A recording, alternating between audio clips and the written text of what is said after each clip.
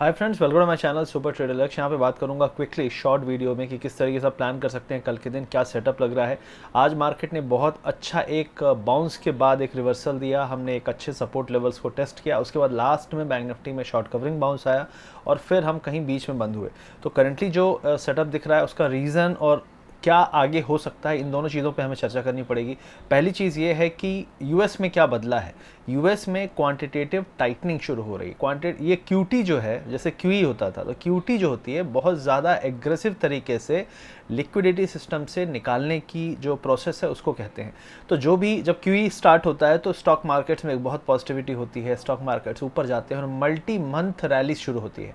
तो अगर क्यूटी इस समय शुरू हो रहा है, ऑलरेडी रेट हाइक हो रहे हैं, तो उससे क्या फ़र्क पड़ेगा? उससे सिंपल फ़र्क पड़ेगा, जो एसेट प्राइजेज हैं वो नीचे जाएंगे, क्योंकि सेलिंग जो है वो फेड खुद कर रहा है। मतलब फेड बोल रहा है हम बेच रहे हैं अब, और आप लोग बोल रहे हो कि मैं खरीद रहा हूँ। ठीक है, अच्छी बात है, लेकिन पॉइंट सिंपल है कि जब भी फेड ने क्वांटिटेटिव टाइटनिंग की है, जो कि बहुत कम की है, एक दो बार हल्का फुल्का ही किया है ये आज तक में, तो डेफिनेटली उसका इम्पैक्ट जो है अभी अननोन है। तो क्यूटी आज से शुरू हो रहा है। मार्केट अभी ऊपर गैप अप में खुले थे यूएस मार्केट, और राइट नाउ अगर आप देखेंगे तो ऑलमोस्ट फ्लैट हो चुके हैं। डाउ जोन्स 260 पॉइंट था, सिर्फ 100 पॉइंट ऊपर रह गया है, और जो एसएनपी है वो भी केवल 10-12 पॉइंट ऊपर रह गया है। अब इसमें होता क्या है, इस तरीके से जब भी कोई प्रोसेस शुरू होता है तो सबसे पहली चीज़ है, आपको ये नहीं सोचना अरे सस्ता मिल गया, सस्ता मिल गया खरीद लेता हूँ। नहीं, पहले दूर रह के देखो होता क्या है मार्केट में, क्योंकि क्या पता इसका इम्पैक्ट इतना ज़्यादा हो कि आप झेल ना पाएँ। आज आपने देखा कि आईटी स्टॉक्स फिर से गिरे। मैं एक दो दिन से बोल भी रहा था कि आईटी स्टॉक्स काफ़ी अच्छा बाउंस दे चुके हैं, गिर सकते हैं। ऑटो में भी सेम चीज़ सेटअप दिख रहा है, एक दिन डिले हुआ लेकिन अच्छा खासा फॉल आया। तो मेरा ये कहना है कि अभी भी मार्केट में अनसर्टेनिटी और प्रॉब्लम्स हैं, और प्रॉब्लम्स ये ऐसी हैं जो मार्केट से लिक्विडिटी निकाल रही हैं, जिससे मार्केट वीक हो सकता है। तो आपको थोड़ा सतर्क रहना है इस सेंस में। लेवल्स की बात कर लेते हैं। सबसे पहले कुछ स्टॉक्स हैं उनकी बात करूंगा। तो पहला है आपका हिंडाल्को, 410 पे है राइट नाउ। अगर ये 406 के नीचे गया तो 395 और 390 तक का फॉल आ सकता है। अब इसके अलावा बात करेंगे हिंदुस्तान यूनिलीवर, 2310 पे है। अगर ये 2300 के नीचे जाने लगे तो 2270 तक का फॉल इसमें आ सकता है।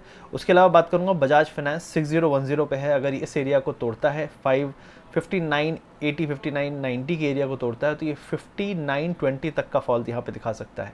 अब कुछ स्टॉक्स हैं जो आज स्ट्रेंथ दिखा रहे थे, उसमें एक है महिंद्रा एंड महिंद्रा। मैंने आपको बताया ऑलरेडी, ये मल्टी मंथ अच्छी खासी रैली है, काफ़ी ऑल टाइम हाई पे चल रहा है। तो इसको थोड़ा सा कूल डाउन हो जाने दीजिए, इससे पहले कि आप इसमें एंट्री कर लें। 1050 पे है, मेरे हिसाब से 950 970 एरिया पे मिले तभी बाय करें। यहाँ पे चेस करेंगे लपेटे जाएंगे। उसके अलावा बात करेंगे एचडीएफसी ने आज सिर्फ एक काफ़ी दिन के जो 2 दिन का फॉल हुआ, उसके बाद एक छोटा सा बाउंस कोशिश थी मार्केट को संभालने के लिए, मेरे हिसाब से इसको यूज़ किया गया। लेकिन आज का लो जो इंपॉर्टेंट है वो है आपका 2290। तो 2290 अगर होल्ड करता है तो ठीक है, लेकिन 2290 के नीचे जाने पे ना इसमें 2210 तक का फॉल शुरू हो जाएगा। तो ये दोनों चीज़ आपको यहाँ पे ध्यान देनी है। उसके अलावा कोटक बैंक 2 दिन से काफ़ी पिट रहा था, आज एक बाउंस दिया, सपोर्ट लेवल पे आ गया था। वापस से ये सपोर्ट टेस्ट हो सकते हैं। 1830 1810 तक के लेवल वापस से नीचे जाए, वहाँ पे होल्ड करे, तभी इसको मानेंगे कि ये सपोर्ट को होल्ड कर रहा है, एक स्ट्रेंथ आ सकती है आगे चल के। लेकिन फिलहाल अभी रीटेस्टिंग होनी बाकी है। उसके अलावा एक्सिस बैंक की बात करूंगा, कुछ खास यहाँ पे स्ट्रेंथ थी नहीं। बैंक निफ्टी होने पे, ऊपर होने पे भी ये कुछ कर नहीं रहा था। इसमें अभी 665 के लेवल्स अभी पेंडिंग है, जहाँ तक ही जा सकता है। उसके अलावा एचडीएफसी बैंक की बात करूंगा, 1394 पे है। यहाँ पे लोअर लेवल से तो बाइंग आई है, लेकिन फिर भी इसको 1-2 दिन देना पड़ेगा हमें। इसका जो सपोर्ट है वो 1330 पे है, तो यहाँ पे आपको इस पर नज़र रखनी है। उसके अलावा आईसीआईसीआई बैंक, ये कमज़ोर है लेकिन लो लेवल से बाइंग आई है, लेकिन रेजिस्टेंस पे है। तो 755 760 एरिया यहाँ पे एक रेजिस्टेंस बना हुआ है। 710 720 पे ही इसमें सपोर्ट है। तो एक बार ये वापस जाएगा, रिटेस्ट करेगा, उसके बाद वापस आएगा तो हम इस पर थोड़ा सा ज़्यादा बिलीव कर पाएंगे। तो ये यहाँ पे आपको सेटअप है। और अब हम बात कर लेते हैं निफ्टी बैंक निफ्टी की। तो सबसे पहले निफ्टी 50 16,520 पे क्लोजिंग हुई है। 16,440 तक हम गए, अच्छा खासा सपोर्ट, मैंने इसकी बात भी की थी, 450 तक हम जा सकते हैं। अभी एक सपोर्ट 220 250 एरिया पे है, तो मुझे ऐसा लगता है एक बार हम वहाँ जा सकते हैं, और उसको हम होल्ड करते हैं नहीं करते हैं, क्योंकि अब यूएस में जो ये सब चल रहा है इसके बाद भी हमें स्ट्रेंथ टेस्टिंग करनी पड़ेगी, सीधे उठ के नहीं भाग सकते। और आईटी सेक्टर ऑलरेडी आपने देखा अच्छा खासा आज रिवर्सल दिया, ऑलमोस्ट 1.4% डाउन था। तो मेरे हिसाब से 16,450 एरिया होल्ड करता है एक बार और रिटेस्ट होने पे तो ठीक है, अगर नहीं करता है तो 250 200 लेवल तक जा सकता है निफ्टी।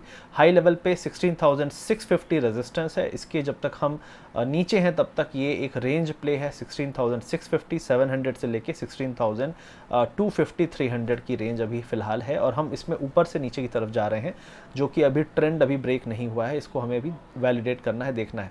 बैंक निफ्टी की बात करूंगा 35,620 पे हम हैं। कल बैंक निफ्टी ने 500 पॉइंट का फॉल दिया, आज स्ट्रेंथ दिखा रहा था, मतलब समझ रहे हो आप, उल्टा पुल्टा यहाँ भी चल रहा है। तो एक दिन स्ट्रेंथ है, एक दिन वीकनेस है, तो आज स्ट्रेंथ दिखाया है, तो अगर कल फिर पिटाई हो गई तो क्या करोगे। तो 35,620 पे है। क्रूड ऑयल प्राइसेस फिर से $118 पे है, जो मैं आपको अगस्त कॉन्ट्रैक्ट की बात कर रहा हूँ। जो जुलाई कॉन्ट्रैक्ट है वो डेफिनेटली हाई ही होगा 122 के आसपास। तो क्रूड ऑयल फिर से ऊपर भागा है 2-2.5%, 3%, तो फिर से कल बैंक निफ्टी नीचे हो सकता है। आईटी के बारे में हम देखेंगे कि आज यूएस मार्केट की क्लोजिंग कैसी होती है, क्योंकि यूएस में अब एक और प्रॉब्लम हो गई है कि आपका जो डाउ जोन्स है वो गिरा जा रहा है, आपका S&P है वो भी ज़्यादा होल्ड नहीं कर रहा है, नैस्डैक ऊपर है। तो टेक में थोड़ा रिलीफ और फिर से आपका बैंक नीचे पुल करेगा, तो ये अदला बदली करके एक दूसरे का नंबर लगा रहे हैं। लेकिन अभी तो क्यूटी शुरू हुआ है, अभी तो मार्केट शुरू हुआ है। अगर क्यूटी आज से क्वांटिटेटिव टाइटनिंग अगर आज शुरू हुई है तो मार्केट के एंड तक आपको वॉच करना है कि उसका इम्पैक्ट कैसा होता है, क्योंकि सबको पता है इसके बाद मार्केट गिरते ही हैं। तो मैं नहीं बोलूँगा कि आप अरे सब ठीक हो गया, मैं बोलूँगा वॉच करो 1 दिन 2 दिन क्या इसका असर होता है। और कल एक्सपायरी है, तो एक्सपायरी का क्या लेवल आता है अभी कहना थोड़ा मुश्किल है, लेकिन ये आज की क्लोजिंग यूएस की बहुत इंपॉर्टेंट है, तो उसको मैं वॉच करूंगा, उसके बेस पे ही मैं कह सकता हूं कि मार्केट यहां से आउट ऑफ वर्ड्स है या मार्केट यहां से नीचे जा रहे हैं। तो आज यूएस की क्लोजिंग देख लीजिए, फिर हम बात करेंगे। अब उसके अलावा एक और चीज़ है कि यूएस में जो स्मॉल कैप इंडेक्स है वो गिर रहा है। स्मॉल कैप इंडेक्स क्यों गिर रहा है, सब कुछ ठीक है तो, क्योंकि भाई स्मॉल कैप में 2000 स्टॉक हैं, तो ओवरऑल जब माहौल अच्छा है तो 2000 स्टॉक का इंडेक्स नीचे क्यों है, तो माहौल अच्छा नहीं है। 1-2 स्टॉक जैसे टेस्ला की बड़ा वेटेज है यूएस में, तो 2-3 बड़े हैवी वेट को उठा के मार्केट को उठाया जा सकता है, जैसा कि इंडिया में भी आज किया गया है। तो मेरे हिसाब से today's not falling much was more of index management. ये इंडेक्स मैनेजमेंट काइंड ऑफ था बैंक निफ्टी को उठा के, ना कि एक की मार्केट में अच्छी खासी स्ट्रेंथ थी और सब कुछ ठीक था, क्योंकि मिड कैप स्मॉल कैप सारे के सारे फ्लैट पड़े हुए थे, और मिड कैप स्मॉल कैप आपको पता है एक दिन में 2-2, 3-3% साफ हो जाते हैं। तो ये फिलहाल मेरा व्यू है। आज का दिन वेट एंड वॉच है, कल के दिन सुबह भी वेट एंड वॉच है। एक्सपायरी है, देखिए समझिए क्या होता है एक्सपायरी में, उसके बाद ही, और आज यूएस की क्लोजिंग कैसी होती है, कल सुबह उस पर रिएक्शन कैसा होता है यूएस क्लोजिंग पे एशिया का, ये दोनों हमें काफ़ी कुछ बता देगी अगले 2-4 दिन के लिए कि हम किस तरफ जा सकते हैं। आई होप आपको वीडियो अच्छा लगा हो। इसमें आपको काफ़ी चीज़ें इफ़ और बट मिलेंगी, तो लेकिन कई बार आपको सिचुएशनल होकर रुक के साइड में होकर देखना भी बहुत ज़रूरी होता है, और ये वही टाइम चल रहा है। तो ज़रूरी नहीं हर दिन ट्रेड करिए, जिस दिन ट्रेड करिए उस दिन कन्विक्शन के साथ करिए। और राइट नाउ कन्विक्शन कुछ समझ में नहीं आ रहा है, क्योंकि यूएस मार्केट भी कुछ क्लियर हमको व्यू नहीं दे रहा है, क्योंकि यूएस मार्केट ही लीडर है जो सारे के सारे वर्ल्ड मार्केट को एक तरफ खींचता है। और अगर ये क्यूटी का असर नेगेटिव हो गया तो यहाँ से हम नीचे की तरफ जाके तोड़ भी सकते हैं। मैंने हमेशा कहा है 14,500 का एक लॉन्ग पेंडिंग टारगेट बाकी है, और उसकी तरफ जाने के लिए अगर ये क्यूटी बहाना है तो वो शुरू होने में ज़्यादा दिन लगेंगे नहीं। और एक और चीज़ है कि रेट हाइक बहुत ही एग्रेसिवली होना, बहुत मतलब आना ही आना है। इंडिया में आरबीआई अगले हफ्ते रेट हाइक कर रहा है, तो दोनों चीज़ें, रेट हाइक और ये सब चीज़ें कोई अच्छी न्यूज़ तो है नहीं मार्केट के लिए। तो इसके पहले आप सोचो कि नहीं कुछ नहीं होगा, तो ये भी गलत हो। तो आई होप ये वीडियो आपको अच्छा लगा होगा। अगर अच्छा लगा तो लाइक करिए, शेयर करिए, सब्सक्राइब करिए, लाल वाला जो बटन है उसको दबाइए, और बगल में जो बेल आइकन है उसको भी दबा के रखिए अगर सब्सक्राइब किया हुआ है, और नोटिफिकेशन नहीं आते वीडियो के तो अनसब्सक्राइब करिए, फिर सब्सक्राइब करके बेल आइकन दबा लीजिएगा, ताकि कोई भी वीडियो डालता हूँ मैं तो उसका नोटिफिकेशन आपको मिल जाए।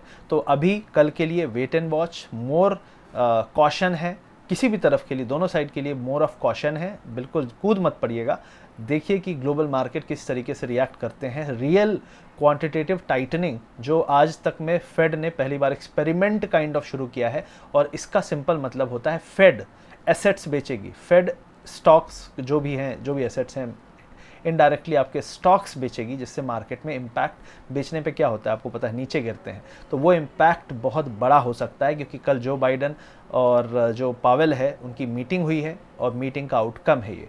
आई होप ये वीडियो अच्छा लगा। Thank you very much guys, see you soon.